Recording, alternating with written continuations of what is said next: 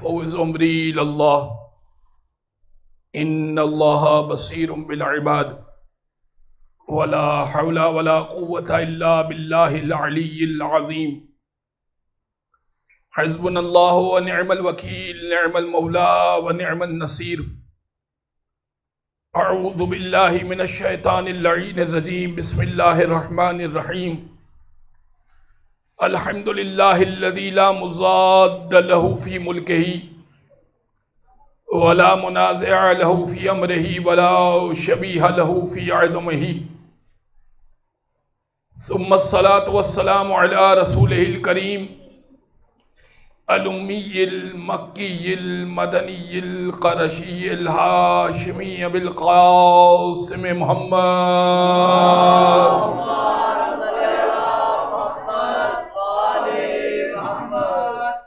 وعلى أهل بيته الطيبين الطاهرين واللعنة الدائمة على أعدائهم أجمعين من يوم ظلمهم وعداوتهم إلى قيام يوم الدين أما بعد فقد قال الله سبحانه وتعالى في محكم كتاب مبين بسم الله الرحمن الرحيم وَجَعَلْنَاهُمْ أَئِمَّةً يَهْدُونَ بِأَمْرِنَا وَأَوْحَيْنَا إِلَيْهِمْ فِعْلَ الْخَيْرَاتِ وَإِقَامَ الصَّلَاةِ وَإِيتَاءَ الزَّكَاةِ وَكَانُوا لَنَا عَابِدِينَ صلوات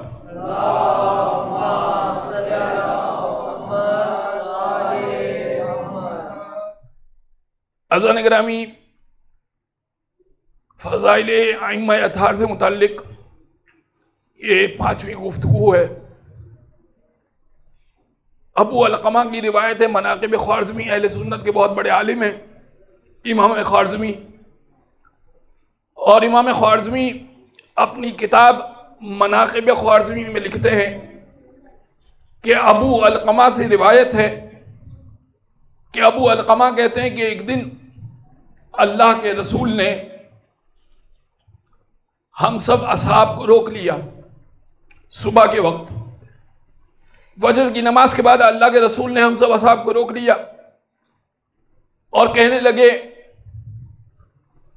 کہ میں اپنا ایک خواب تم سب سے بیان کرنا چاہتا ہوں۔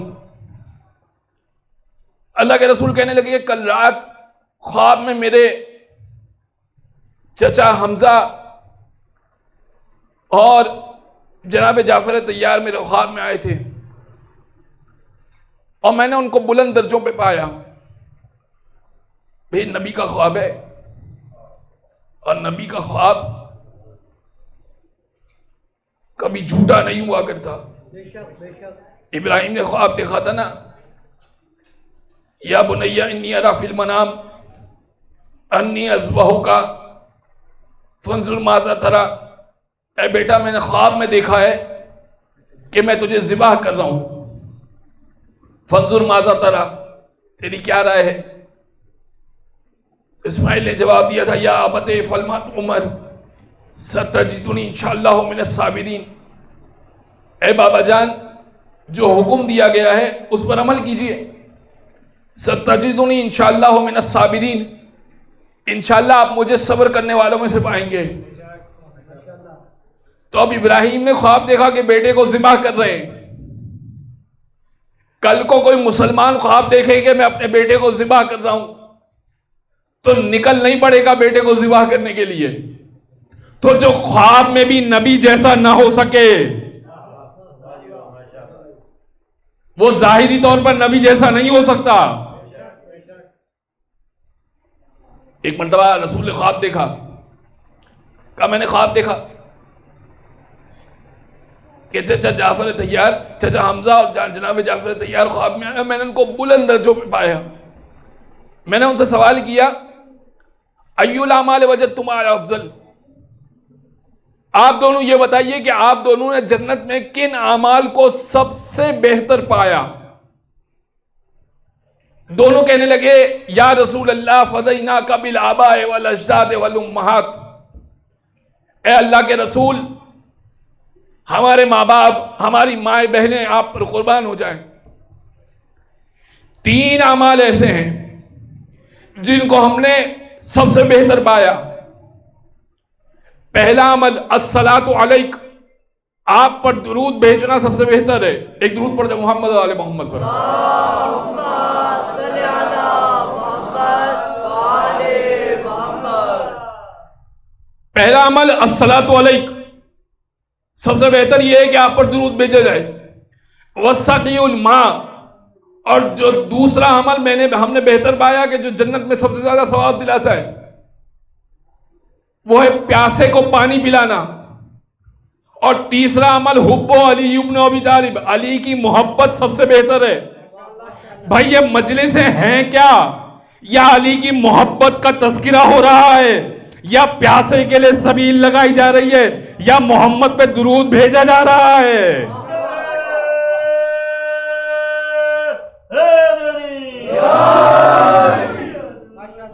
یہ مجلسیں اس بات کی دلیل ہے کہ ہم بلند مرتبہ پر انشاءاللہ جنت میں ہوں گے. بزرگان گرامی، امام وہ ہوتا ہے جو یہدون بامرنا کی منزل پر ہوتا ہے. سورہ انبیاء قرآن کا 21واں سورہ اور آیت نمبر 73، ارشاد رب العزت ہے وَجَعَلْنَاهُمْ أَئِمَّةً يَهْدُونَ بِأَمْرِنَا. ہم نے ان میں کچھ لوگوں کو امام بنایا. یہدون بامرنا، ہمارے امر سے ہدایت کرتے ہیں. وَأَوْحَيْنَا إِلَيْهِمْ فِعْلَ الْخَيْرَاتِ، اور ہم نے ان پہ وحی کی کہ وہ فعل خیر کریں.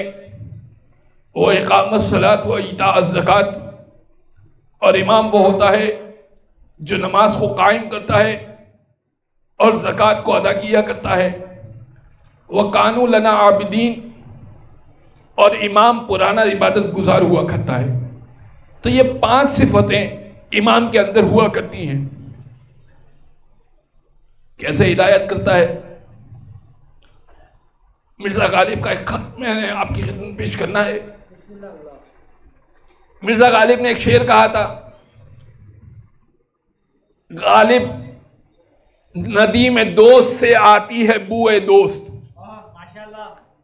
غالب ندی میں دوست سے آتی ہے بوئے دوست، مشغول حق ہوں بندگی بو تراب میں. اب کیا مطلب اس شعر کا؟ ندیم بھی کہتے ہیں دوست کو، دوست بھی کہتے ہیں دوست کو. غالب ندی میں دوست سے آتی ہے بوئے دوست. یہاں پر ندیم سے مراد علی ابن ابی طالب ہے، دوست سے مراد پروردگار کی ذات ہے. یعنی جب اللہ کے پاس سے، دوست کے پاس سے ہوا چلتی ہے نا تو علی ابن ابی طالب کی خوشبو آتی ہے. غالب ندی میں دوست سے آتی ہے بوئے دوست، مشغول حق ہوں بندگی بو تراب میں. اور جب میں بندگی بو تراب کرتا ہوں نا تو گویا کہ میں مشغول حق ہوں، اللہ کی اطاعت کر رہا ہوں. یہاں علی کی بندگی مراد نہیں ہے، یہاں پر علی کی اطاعت مراد ہے. یعنی جب میں علی کی اطاعت کرتا ہوں تو گویا کہ میں اللہ کی بندگی کر رہا ہوں، اللہ کی اطاعت کر رہا ہوں. اب غالب نے یہ شعر کہا علی ابن ابی طالب کی ذات کے لیے. مفتی اعظم بھوپال نے ان کو خط لکھا. مفتی اعظم بھوپال نے خط لکھا کہ اے غالب، تم بے نمازی تھے، شرابی تھے، شیعہ تھے، تمہاری جہنم تو یقینی تھی، لیکن پھر بھی کوئی امکان تھا کہ خدا رحم کر دیتا اور اللہ بخش دیتا. لیکن جب سے تم نے یہ شعر کہا ہے نا کہ مشغول حق ہوں بندگی بو تراب میں، تم مکمل مشرک ہو گئے ہو اور تمہاری جہنم یقینی ہو چکی ہے. غالب نے جوابی خط لکھا.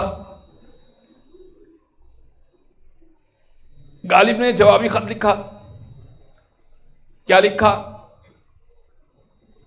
ابے مفتی سن، نہ اعلی اللہ مقامہ، نہ حجت الاسلام، نہ مفتی صاحب، کچھ بھی نہیں لکھا۔ غالب کا خط نہیں ہوتا تھا، مراسلہ نہیں ہوتا تھا، مکالمہ ہوا کرتا تھا۔ غالب نے ابتدائی کی، لکھا ابے مفتی سن، مفتی صاحب تو یقیناً سن ہو گئے ہوں گے کہ غالب نے سن کہا ہے،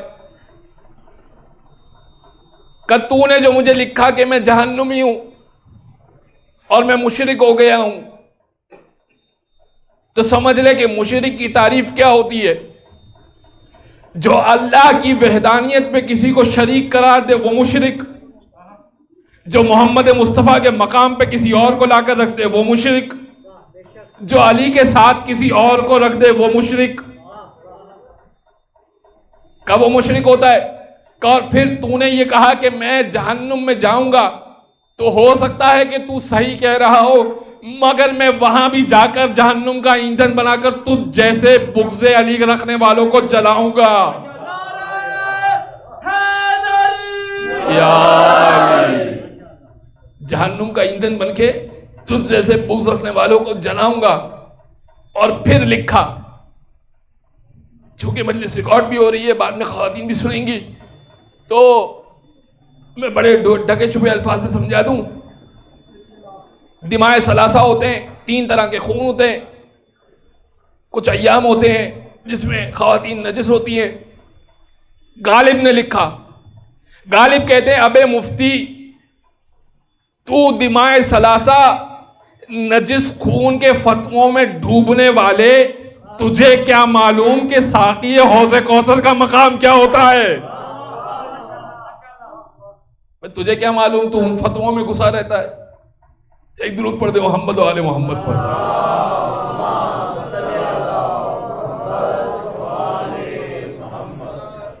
بازار گرامی، امام وہ ہوتا ہے جو ہر لحاظ سے ہدایت کرتا ہے۔ علی ایک مرتبہ چلے مدینہ سے باہر، کسی کام سے جا رہے تھے، سلمان فارسی کو دیکھا، سلمان فارسی سے کہا چلنا چاہو گے؟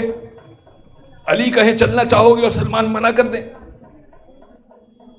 سلمان نے کہا یا علی بالکل چلنا چاہوں گا۔ مدینہ سے جیسے ہی باہر نکلے تو سلمان نے فرمائش کی، کہنے لگے یا علی آپ کو میرا ایمان ہے۔ سلمان کہنے لگے میرا ایمان ہے کہ ہر نبی کو جو معجزہ الگ الگ دیا، اللہ نے آپ کو وہ سارے معجزات ایک ساتھ دیے ہیں۔ پاس میں وادی نمل تھی، چونٹیوں کی وادی تھی، بہت ساری لاکھوں کی تعداد میں چونٹیاں تھیں۔ کہ مولا مجھے یہ سوال کرنا ہے کہ چونکہ سلیمان نبی، حضرت سلیمان، بیٹا باتیں نہیں کرے، حضرت سلیمان چونٹیوں کی بولیاں، پرندوں کی بولیاں، جانوروں کی بولیاں، جنوں کی بولیاں سمجھ لیا کرتے تھے۔ کہ تو سلیمان جس انداز سے چونٹیوں کی بولیاں سمجھ لیا کرتے تھے، اور سورہ نمل اور سلیمان کا تذکرہ موجود ہے، میں انشاءاللہ ذکر کرتا ہوں کہ کیا بات چیت ہوئی تھی۔ کہ یا علی یہ بتائیے کہ یہ چونٹیاں آپس میں کیا باتیں کر رہی ہیں؟ اچھا اس سے پہلے کہ میں اس کا جواب دوں کہ علی نے کیا جواب دیا، وہ سن لیجئے کہ سلیمان کی چونٹیوں سے کیا بات ہوئی۔ حضرت سلیمان، سورہ نمل کا تذکرہ ہے، حضرت سلیمان ایک مرتبہ لشکر کے ساتھ نکل رہے تھے۔ جیسے ہی لشکر کے ساتھ نکلے، تخت پہ بیٹھے ہوئے تھے سلیمان، لشکر کے ساتھ نکل رہے تھے۔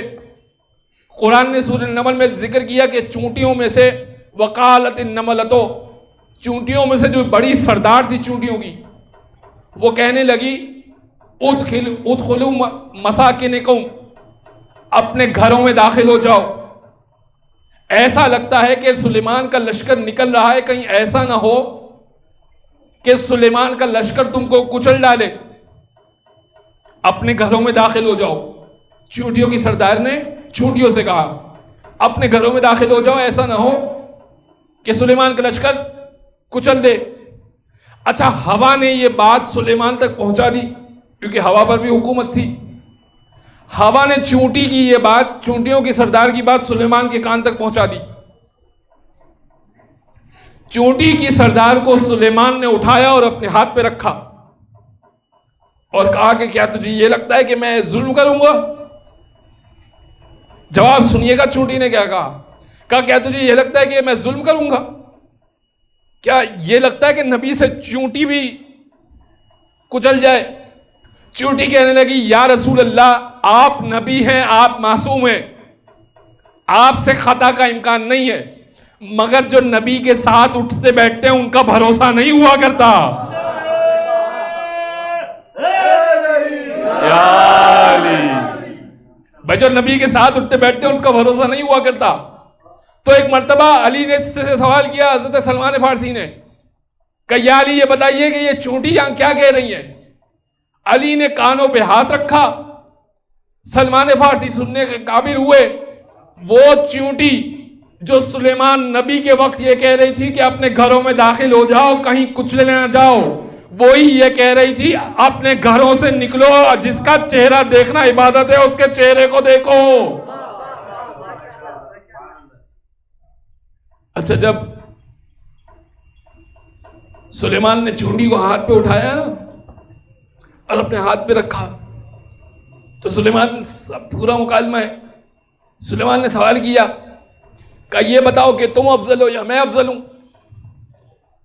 چونٹی سے ایسے ہی سوال کیا کہ تم افضل ہو یا میں افضل ہوں؟ چونٹی نے کہا کہ اگر گستاخی نہ ہو تو میں کچھ کہوں۔ کہ کہو، کیا کہنا چاہتی ہو؟ کہ یا رسول اللہ مجھے یہ بتائیے، آپ اس وقت کہاں موجود ہیں اور آپ کے بوجھ کو کس نے اٹھا رکھا ہے؟ کہ میں تخت میں موجود ہوں اور میرے بوجھ کو تخت نے اٹھا رکھا ہے۔ کہ اور میں کہاں موجود ہوں اور میرے بوجھ کو کس نے اٹھا رکھا ہے؟ کہ تو میرے ہاتھ میں موجود ہے اور میرے ہاتھ نے تیرے بوجھ کو اٹھا رکھا ہے۔ کہ تو وہ افضل ہوا کہ جو تخت پہ بیٹھا ہے یا وہ افضل ہوا جو نبی کے ہاتھ پر بیٹھا ہے؟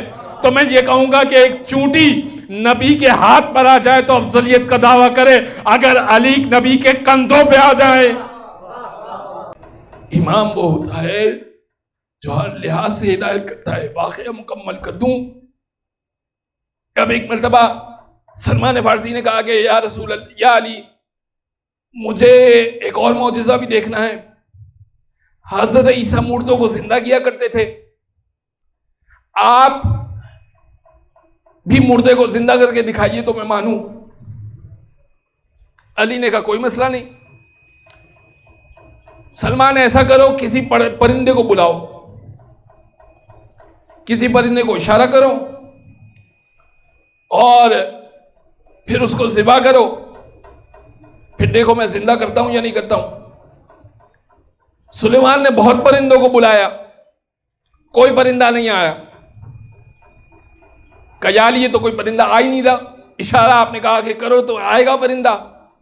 کہا سلمان آپ اشارہ کر رہے ہیں تو میرا نام نہیں لے رہے، آپ کے نام پر نہیں آئے گا، علی کے نام پر آ جائے گا۔ سلمان فارسی نے اشارہ کیا، کہا ہے کوئی پرندہ جو علی کے نام پر آنا چاہے؟ علی بلا رہے ہیں۔ ایک پرندہ، ایک چڑیا آ گئی، بیٹھ گئی۔ سلمان فارسی نے تلوار نکالی، اسے ذبح کیا۔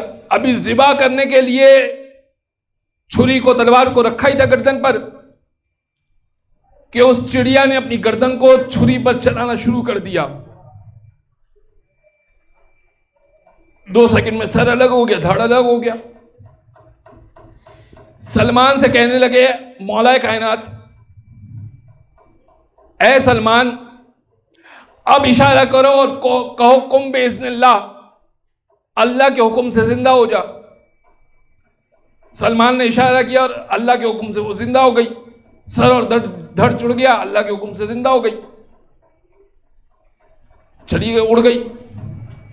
علی کہنے لگے اے سلمان اب دوبارہ پرندے کو بلاؤ اور اسی پرندے کو بلاؤ۔ کہ یا علی مجھے یقین آ گیا کہ آپ کے پاس معجزہ ہے۔ کہ تم سمجھے نہیں، عیسیٰ مردے کو ایک مرتبہ زندہ کرتے تھے، میں اسی پرندے کو دوبارہ زندہ کر کے بتاؤں گا کہ میں عیسیٰ سے افضل ہوں۔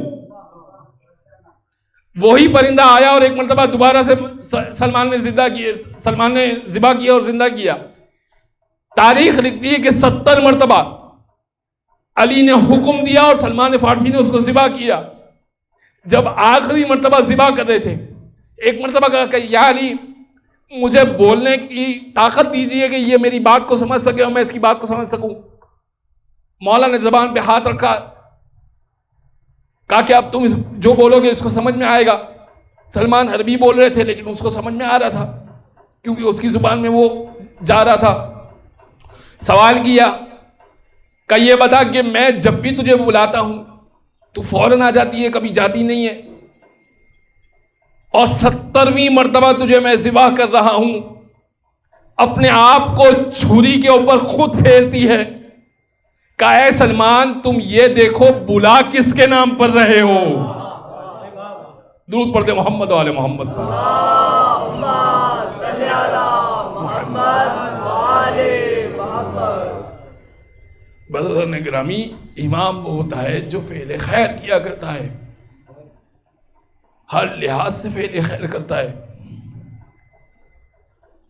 ایک مرتبہ مولا رضا کے پاس ایک شخص آیا. مولا رضا سے کہنے لگا مولا کچھ عطا کیجیے. اچھا، مولا کے پاس اس وقت ایک طبق رکھا ہوا تھا جس میں بڑے انگور تھے. اب مجھے نہیں معلوم کہ آپ نے عرب کے انگور دیکھے ہیں یا نہیں. انگور بہت بڑے بڑے ہوتے ہیں، عرب میں انگور بڑے پائے جاتے ہیں.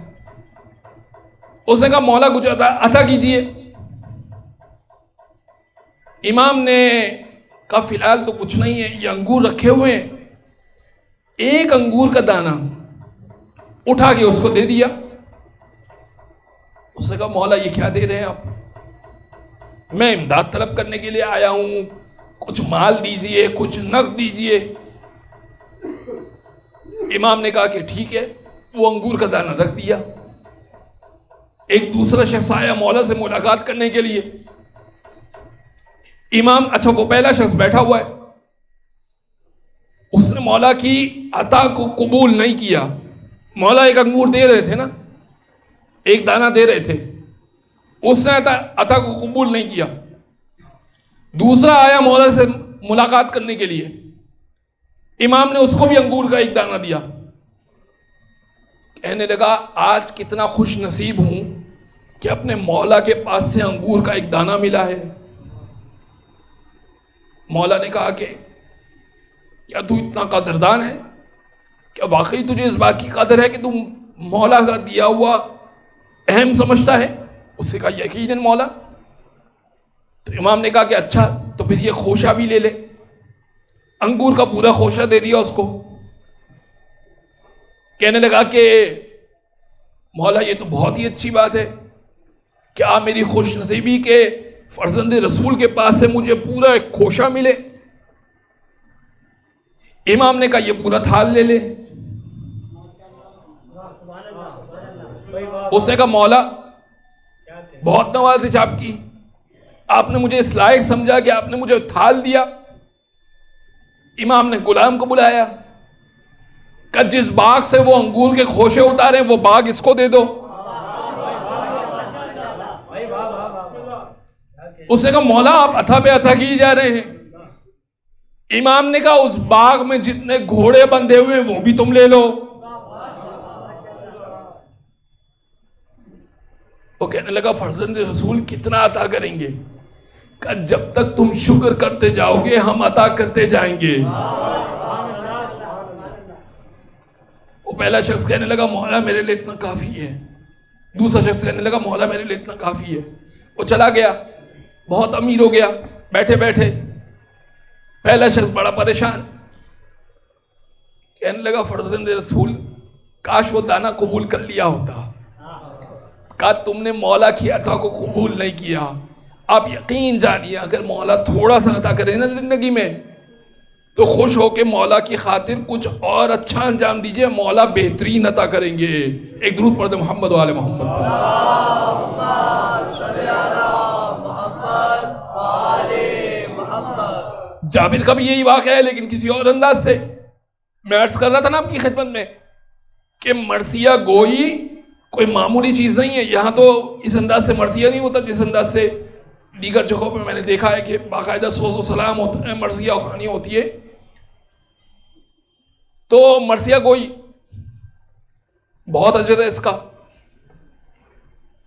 ایک مرتبہ جابر بن عبداللہ انصاری امام محمد باقر علیہ السلام اللہم صلی علی محمد وعلی محمد، جابر کا معلوم ہے آپ کو، جابر رسول اللہ کے صحابی. حدیث کے قصہ میں انشاءاللہ اگر یہاں پر پروردگار نے توفیق دی اور انشاءاللہ اگر ایام فاطمیہ ہوئے تو کچھ حدیث قصہ سے پیش کروں گا. تو پہلا جملہ کیا سنتے ہیں آپ؟ عن جابر ابن عبداللہ الانصاری عن فاطمہ الزہرا. جابر سے روایت ہے کہ جابر کہتے ہیں کہ میں نے جناب سیدہ سے سنا. ایسی ہی نا حدیث قصہ. تو جابر ہے رسول اللہ کے صحابی، سیدہ کے صحابی، مولا علی کا دور دیکھا، حسنین کریمین کا دور دیکھا، سید سجاد کا، تو امام محمد باقر کا دور دیکھا، سید سجاد کا دور دیکھا. یعنی اب امام محمد باقر کے زمانے میں بوڑھے ہو چکے تھے، نابینا ہو چکے تھے، انتہائی ضعف تاری تھا اور بینائی بھی جا چکی تھی. جابر کہتے ہیں میں امام باقر کے پاس گیا اور میں نے سوال کیا کہ فرزند رسول کچھ عطا کیجئے. امام نے کہا فی الحال تو میرے پاس کچھ نہیں ہے. جابر بیٹھ گئے. ایسے میں ایک شاعر آیا مولا کا، امام باقر کا، کہنے لگا فرزند رسول میں نے آپ کی جد کے لیے ایک مرثیہ کہا ہے، کہیں تو سناؤں آپ کو. امام نے کہا بسم اللہ. اس نے ایک مرثیہ سنایا. امام نے غلام کو کہا کہ غلام ایسا کرو، فلاں کمرے میں جاؤ، فلاں حجرے میں جاؤ، 10,000 درہم کی ایک تھیلی ہوگی، وہ اٹھا کر اس کو دے دو. غلام گیا اس حجرے میں، 10,000 درہم کی ایک تھیلی رکھ دی. شاعر نے کہا مولا میں نے اس خاطر نہیں کہا تھا. امام نے کہا کوئی مسئلہ نہیں، مجھے معلوم ہے کہ تم نے اس خاطر نہیں کہا، تم نے جنت کی خاطر کہا ہے، لیکن یاد رکھو ہم اہل بیت دنیا بھی دیتے ہیں، جنت بھی دیتے ہیں. اس نے کہا فرزند رسول میں ایک اور مرثیہ سنانا چاہتا ہوں. امام نے کہا سناؤ. دوسرا مرثیہ سنایا. امام نے پھر غلام سے کہا 10,000 درہم اور دے دو اس کو. ایک اور تھیلی لا کے رکھ دی گئی. اس نے کہا فرزند رسول مجھے تیسرا مرثیہ بھی سنانا ہے، اور اگر آپ یہ درہم رکھنا چاہیں تو رکھیے، مجھے اس خاطر نہیں، میں تو 3 مرثیہ سنانے کے لیے آیا تھا آپ کو.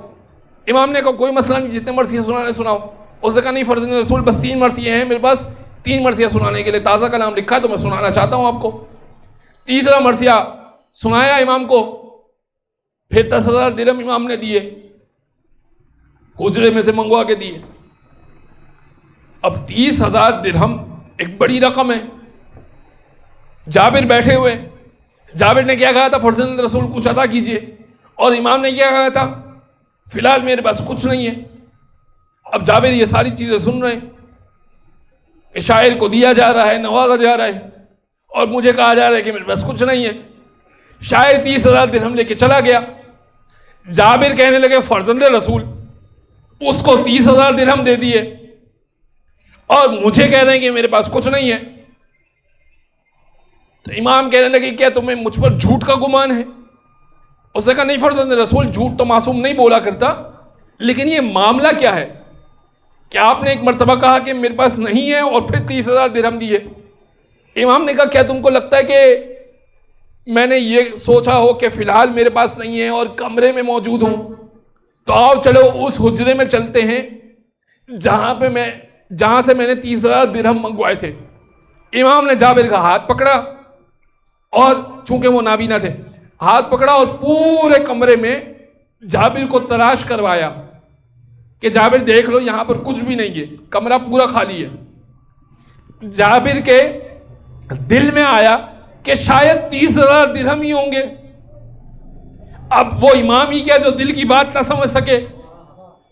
امام کہنے لگے تم یہ سوچ رہے ہو کہ شاید میرے پاس 30,000 درہم ہی تھے جو میں نے دے دی اور اب خالی کمرہ ٹٹولوا رہا ہوں تم کو. کہا جابر معاملہ یہ نہیں ہے جو میں نے ابتدا میں کہا تھا کہ میرے پاس کچھ نہیں ہے، واقعتاً کچھ نہیں ہے.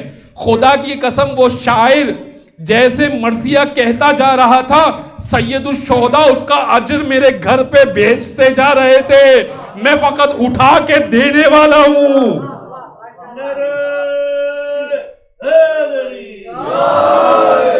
یہ سید الشہداء نے میرے گھر میں بھیجا تھا اس شاعر کی خاطر جو میں نے اس کو دیا ہے۔ عزیزان گرامی، امام رضا کا کیا طریقہ کار تھا؟ یہ جو بعض اوقات ایک اعتراض ہوتا ہے کہ فلاں صاحب جو ہیں، فلاں، اب میں نام تو ظاہر ہے کسی کا بھی نہیں لے رہا، لیکن ایک اعتراض ہوتا ہے کہ فلاں ذاکر اتنے پیسے مانگتے ہیں مجلس پڑھنے کے۔ ٹھیک ہے، اچھی بات نہیں ہے، مانگنا تو بالکل بھی اچھی بات نہیں ہے، لیکن سوال یہ ہے کہ کیا دینا بھی اچھی بات نہیں ہے؟ دینا سنت امام ہے۔ کوئی شاعر پڑھنے آئے، کوئی ذاکر پڑھنے آئے، کوئی مرثیہ خوان پڑھنے آئے، کوئی بھی پڑھنے آئے، اس میں توفیق جو امام کی خاطر آپ دے سکتے ہیں، جو اس میں برکت ہوتی ہے۔ مولا رضا کا شاعر دیبل، اس کا واقعہ میں انشاءاللہ وقت ہے ابھی، اس کا واقعہ میں آپ کی خدمت میں پڑھوں۔ دیبل مولا رضا کے خاص شاعر تھے، دیبل خزائی۔ دیبل نے مرثیہ کہا محرم کے پہلے دن، جب مرثیہ کہہ لیا نا تو دیبل نے کہا کہ فرزند رسول، اچھا دیبل رہتے تھے خراسان میں اور مولا رضا اس وقت تھے مدینہ میں، بعد میں مولا رضا خراسان آ گئے تھے، لیکن اس وقت جب مرثیہ کہا دیبل قم میں رہتے تھے۔ قم جہاں پہ بی بی معصومہ قم دفن ہے، پروردگار ہم سب کو زیارت نصیب فرمائے، اور مولا رضا مدینہ میں تھے۔ کہ مولا میں ایک مرثیہ سنانے کے لیے آپ کو اتنی دور سے آیا تھا، بس اب آپ مجھے اجازت دیجئے، دن کا وقت ہے، میں نکل جاؤں تاکہ پھر جو ہے وہ سفر آسان ہو جائے میرے لیے۔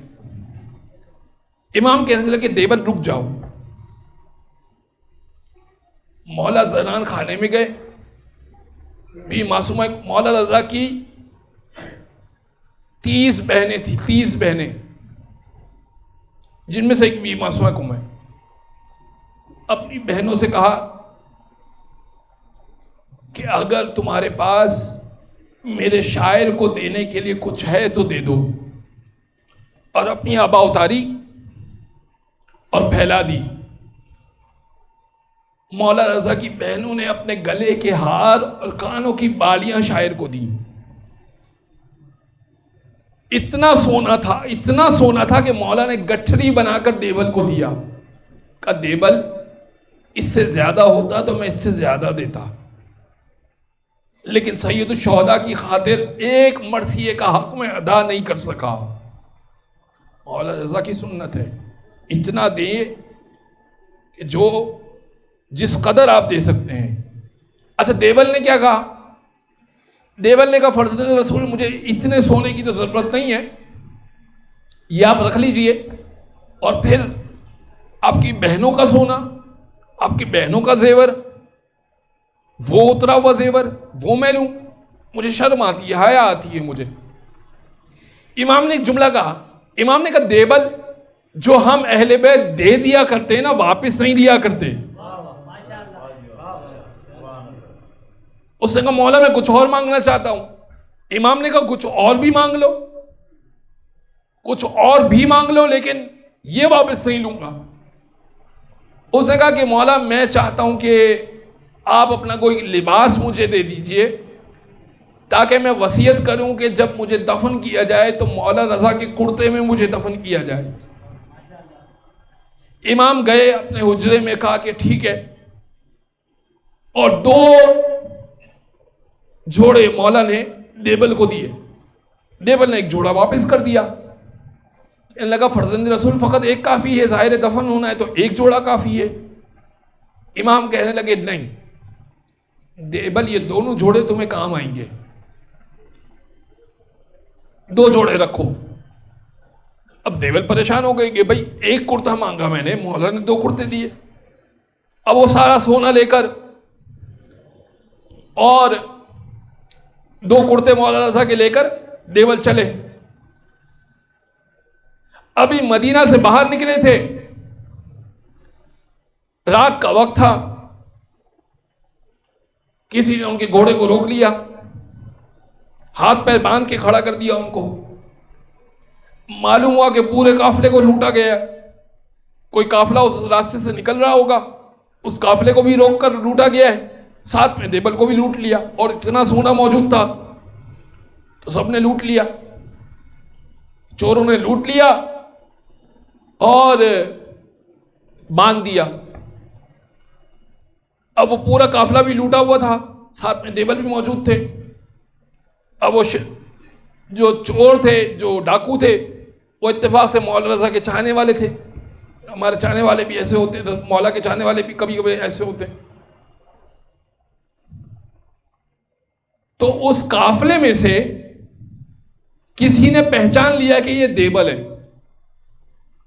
تو اس نے کہا کہ کیا تم دیبل ہو؟ اچھا، سب کے ہاتھ بندھے ہوئے، قافلے میں سے کسی نے کہا کیا تم دیبل ہو؟ اس نے کہا ہاں میں دیبل ہوں۔ اچھا، چوروں نے بھی نام سن رکھا تھا دیبل خزائی کا، اس زمانے میں میڈیا تو تھا نہیں، تو فقط نام ہی سن رکھا تھا۔ اچھا یہ دیبل ہے، مولا رضا کا شاعر ہے۔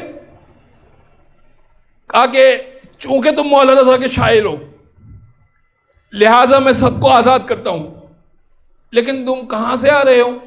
دیبل نے کہا مولا رضا کے پاس سے۔ کہا پھر مولا رضا نے کچھ تو دیا ہوگا۔ چوروں نے نقاب بھی اتار لیا۔ کہا پھر مولا رضا نے کچھ تو دیا ہوگا۔ اب دیبل چاہتے تھے وہ سونا بے شک لے جائیں لیکن لباس میرے پاس رہ جائیں۔ انہوں نے کہا سونا رکھ لو، کچھ دیا ہے تو بتاؤ۔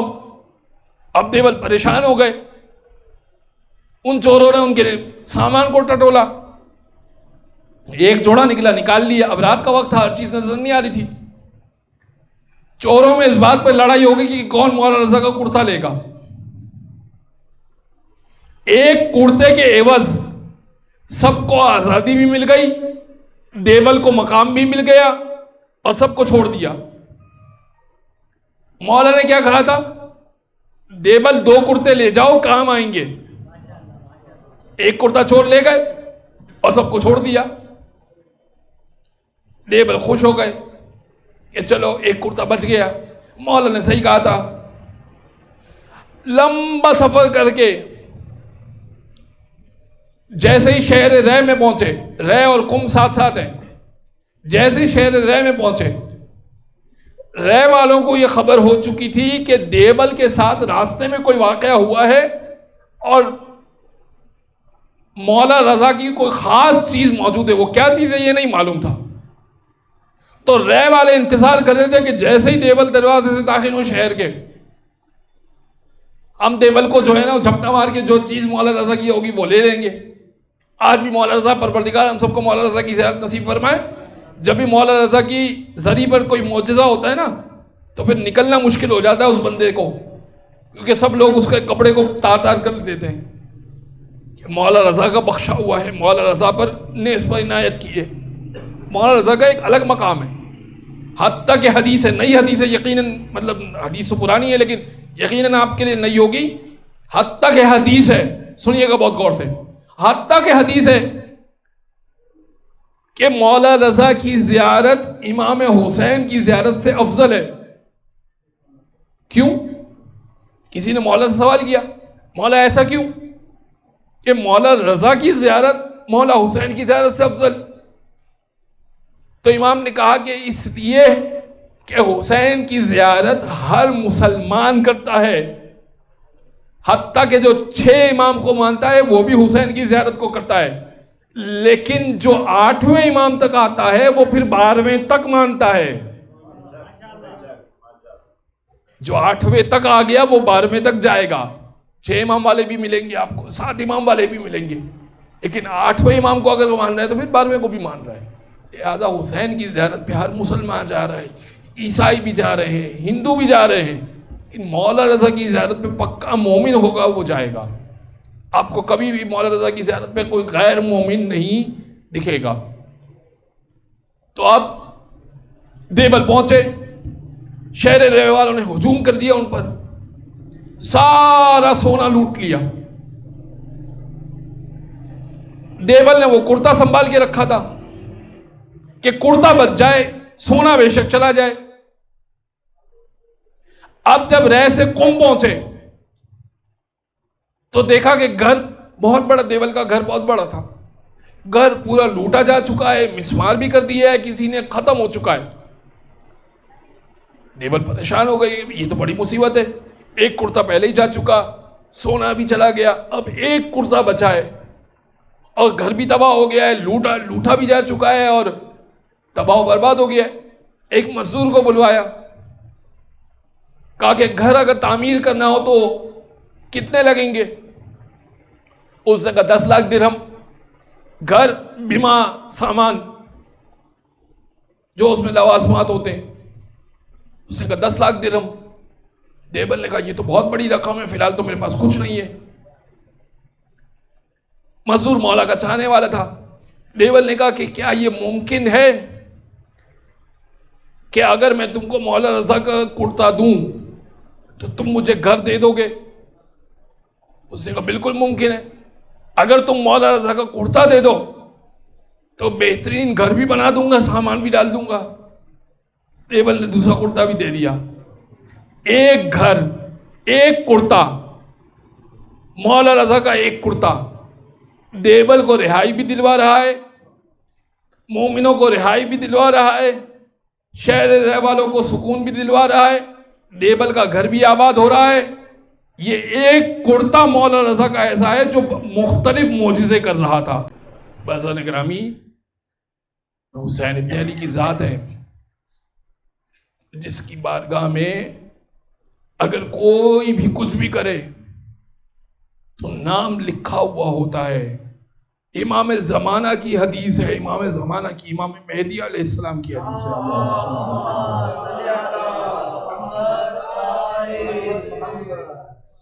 کیونکہ ڈاکٹر صاحب آ گئے ہیں اور ذوق سماعت بھی رکھتے ہیں تو میں ایک روایت مزید ہدیہ کر دوں، آخر سے آئیں اگرچہ تو میں روایت ہدیہ کر دوں۔ امام کی حدیث ہے، امام زمانہ کہتے ہیں تم ایسے ہی نہیں آتے، ہماری مجلس میں ذکر اہل بیت میں ایسے ہی نہیں آتے، ہم تمہارے گھر جاتے ہیں، تمہارا نام لیتے ہیں، تمہیں پکار کے کہتے ہیں کہ فلاں جگہ مجلس ہے، ہم تمہیں دعوت دے رہے ہیں، آ جانا۔ محمد وعلى محمد غلام پر سلام۔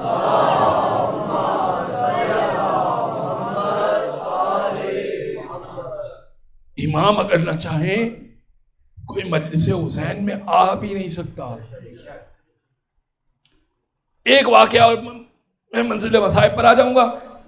ایک شاعر تھا امام موسیٰ کاظم کا،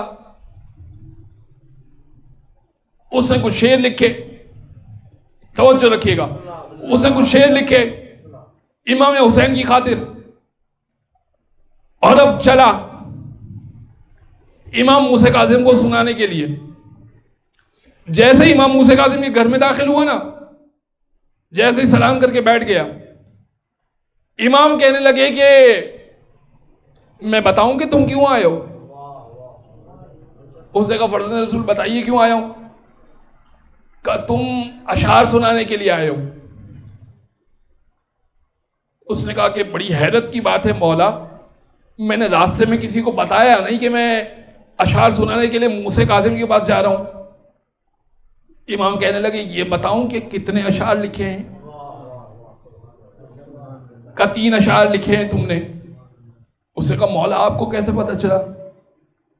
امام کہنے لگے اچھا اشعار سناؤں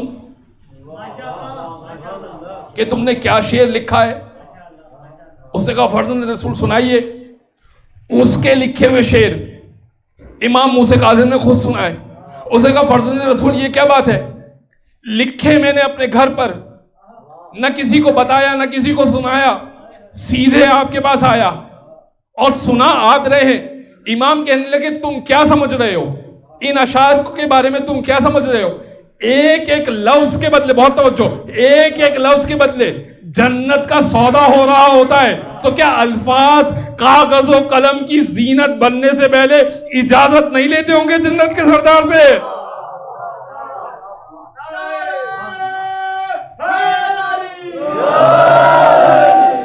الفاظ کاغذ و قلم کی زینت بننے سے پہلے ہم اہل بیت سے اجازت لیتے ہیں، پھر تمہارے کاغذ و قلم کی زینت بنتے ہیں۔ لہٰذا یہ بات معمولی نہ سمجھیے. اگر کوئی شخص اہل بیت کی خاطر کوئی شعر کہہ رہا ہے، کوئی مرثیہ کہہ رہا ہے، کوئی مجلس پڑھ رہا ہے، بہت بڑے مرتبے کا اعلیٰ کام کر رہا ہے. جس قدر نواز سکتے ہیں نوازیے اس کو، اور کوشش کیجیے کہ یہ چیز، یہ کام آپ کی نسل میں باقی رہے. مثال کے طور پر ایک چھوٹا بیٹا آپ کا سبیل پہ کھڑا رہتا ہے، بڑے کو بھی اس بات پہ لگائیے کہ تم بھی تھوڑا وقت دو. ایک بیٹا اگر مرثیہ کہتا ہے، دوسرے کو کہے بیٹا سنگت میں شامل ہوا کرو، نو خانی تم بھی کیا کرو، نہیں آتا تو کوئی مسئلہ نہیں، کھڑے رہا کرو. تربیت کیجیے، آگے بڑھائیے ان کو. یقین جانیے کہ قبر میں عزاداری ہے جو کام آئے گی. میں نہیں کہہ رہا کہ نماز ضروری نہیں ہے، اس میں بول چکا. حسین ابن علی نے سجدہ کیا ہی اس لیے کہ نماز بچے، مگر ذکر ابا عبداللہ الحسین ہی تو وہ واحد چیز ہے جو اور نہیں کر رہے، دیگر افراد نہیں کر رہے حسین ابن علی کا ذکر. اسے بدعت جانتے ہیں بعض اوقات، تو سبیل کو بدعت جانتے ہیں، حسین ابن علی کے نام پر کھانے کو بدعت جانتے ہیں. میں انشاءاللہ عرض کروں گا کہ غیر اللہ کے نام پر کھانا کیا بدعت ہے یا نہیں ہے. لیکن عزیزان گرامی، اس راہ میں جتنی قربانیاں حسین نے دی، اسی انداز سے حسین کے گھر والوں نے، شریکت الحسین نے دی.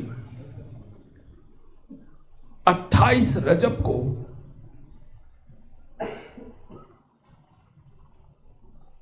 جب حسین نکل رہے تھے نا، تو محلہ بنی ہاشم سے میں قناتوں کو تان دیا گیا. محلہ بنی ہاشم میں قناتوں کو تان دیا گیا. عبداللہ ابن سنان کہتے ہیں میں نے بڑی گزارش کی کہ میں راوی ہوں، میں اگر احوال نہیں لکھوں گا تو حسین کی رخصتی کیسے لکھی جائے گی، لہٰذا مجھے محلہ بنی ہاشم کے قریب کھڑا رہنے کی اجازت دی گئی. عبداللہ کہتے ہیں کہ میں نے دور سے دیکھا کہ حسین اپنے گھر کے باہر مسند لگائے بیٹھے ہوئے تھے. ایک طرف علی اکبر کھڑے ہوئے تھے، ایک طرف عباس کھڑے ہوئے تھے. ناکوں کو برابر لایا جا رہا تھا اور قاسم آواز دیتے جاتے تھے بیویوں کو اور ناکوں پہ سوار کراتے جاتے تھے. عبداللہ کہتے ہیں کہ ایسے میں آواز دی گئی ام فروا حاضر ہو. جناب ام فروا نکلی، امام حسین نے کہا قاسم بیٹا اماں کو سوار کراؤ. ام فروا کو سوار کرایا، جناب قاسم ناکا لے کے آگے بڑھ گئے. پھر آواز دی گئی جناب لیلا حاضر ہو جائیں. کہا بیٹا علی اکبر جاؤ مادر گرامی کو سوار کراؤ. علی اکبر آگے بڑھے، ماں کو سوار کرایا، ناکا آگے بڑھ گیا. پھر آواز آئی ام کلثوم کو سوار کرایا جائے. حسین آگے بڑھے، ام کلثوم کو سوار کرایا، ناکا آگے بڑھ گیا. منادی نے ندا دی علی کی بیٹی زینب کبریٰ حاضر ہوں. جناب زینب باہر آئیں 18 کنیزوں کی جرمٹ میں، 18 کنیزوں کی جرمٹ میں جناب زینب باہر آئیں. میر انیس لکھتے ہیں حاضر در دولت پہ تھے سب یاور و انصار، کوئی تو کمر باندھ رہا تھا کوئی ہتھیار، ہودت بھی کسے جاتے تھے محمل بھی تھے تیار، چلاتے تھے درباں کوئی آئے نہ خبردار، ہر ہودت و محمل پہ گھٹا ٹوپ پڑی تھی، ہر عہدت و محمل پہ گھٹا ٹوپ پڑی تھی۔ ایک مرتبہ جناب زینب قریب آئیں، آنے کے بعد آگے عباس بڑھے، علی اکبر بڑھے، حسین ابن علی بڑھے، اور جیسے ہی اون محمد بڑھے، ایک مرتبہ جناب زینب نے کہا فرزند کمر بستہ، امیر علی کہتے ہیں فرزند کمر بستہ چپ و راست کھڑے تھے، نالین اٹھانے کو عباس کھڑے تھے، اون محمد بھی کھڑے تھے، عباس ہاتھوں میں نالین کو اٹھانے کے لیے کھڑے تھے۔ ایک مرتبہ جناب زینب نے کہا اے حسین میں سوار نہیں ہوں گی، آپ سے سوار نہیں ہوگی۔ عباس نے کہا شہزادی کہیے تو میں سوار کرواؤں؟ کہا نہیں عباس آپ بھی سوار نہ کرائیے گا۔ اور محمد نے کہا اماں کہیے تو ہم سوار کروائیں، مادر گرامی ہم سوار کروا دیں۔ اور محمد سے کہا نہیں بیٹا نہ آپ سوار کروائیے گا۔ حسین نے کہا اے زینب پھر کس سے سوار ہونا چاہتی ہیں؟ کہا مجھے وہ سوار کروائے جو شام قریبہ میں لاشوں کے درمیان مجھے آخری مرتبہ سوار کروائے گا۔ ایک مرتبہ سید سجاد آگے بڑھے، کبھی اماں لائیے ہاتھ دیجئے میں سوار کراؤں گا، شام قریبہ میں بھی میں سوار کراؤں گا۔ اللہ ولعنت اللہ علی القوم الظالمین وسيعلم الذين ظلموا أيّ منقلب ينقلبون۔ بار الہ ہمارے اس عظیم توسل کو اپنی بارگاہ میں قبول و منظور فرما، دنیا اور آخرت کا ہر خیر عطا فرما، دنیا اور آخرت کے ہر شر سے محفوظ فرما، امام کے ظہور میں تعجیل فرما، ظہور کی بہترین تیاری کرنے کی توفیق عطا فرما۔ آنے والے اس حشرے میں جو شخص جو افراد جس انداز سے اپنا حصہ ڈال رہے ہیں، چاہے وہ فقط یہاں شرکت کر کے حصہ ڈال رہے ہیں، پروردگار ان سب کو اجر عظیم عطا فرما، امام کے ظہور میں تعجیل فرما، ظہور کی بہتری تیاری کرنے کی توفیق عطا فرما۔ کچھ دوست اربعین پر جانا چاہ رہے ہیں، ان کے ویزے کا مسئلہ اقبال وغیرہ اور وہ افراد کے جو اربعین پہ جانا چاہ رہے ہیں اور ویزے کے ایشوز ہیں، چاہے وہ دوست ہمارے کراچی کے ہوں یا اسلام آباد کے ہوں یا کشمیر کے ہوں، خاص طور پہ اقبال بھائی کے لیے جو جانا چاہ رہے ہیں، ویزے کا مسئلہ ہے، پروردگار سب کو امام حسین کی زیارت اس سال ہر سال بار بار نصیب فرما۔ ماتم حسین۔